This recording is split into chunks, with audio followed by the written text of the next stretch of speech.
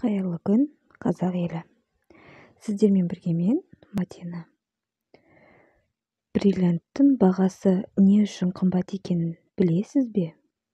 Бриллиант ерекше тас, сұлу, мөлдір, түрлі ұшқын шашатын тас әу бастан патшалардың сүйіктісі болған.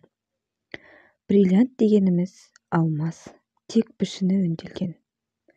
Шеберлер жылтырап тұруы үшін бұл табиғи минералға арнайы пішін береді. Алмас өте мықты минерал. Оның аты гректің адамас, сынбайтын деген сөзінен шыққан екен. Бриллиант бағасының қымбат болатыны ол мәңгі ескірмейтін тас. Тозбайды, бүлініп сынып қалмайды. Алмас барлық жерде бірдей бола бермейді.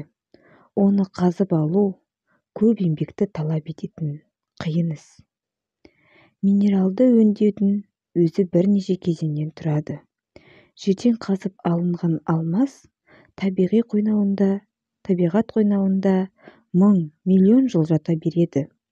Сондықтан бриллиантқа қарап көне тарихты көресіз. Бағалы сыйлық мынандай 4S жүйесі бойынша анықталады. Пішін беру, тазалығы, түсі, карат салмағы бойынша. Бұл жүйе бриллианттың қаншалықты қоспасыз екенін көрсетеді. Тасты сатып алғанда осы нәрселерге мән беру қажет. Түсі бойынша ол дәстүрлі мөлдір сары түске жақын болып келеді және қиял қосылады. Ол көк, ашық көк, жасыл болып бөлінеді. Бриллианттың бағасы карат бойынша өлшенеді. 1 карат 0,2 грамм. Міні жоқ бриллиант табиғи су бриллианты болып есептеледі екен. Сіздермен болған мен, Мадина. Каналыма жазылып, лайк басып, комментарий қалдырып кетіңіз. Алла разы болсын.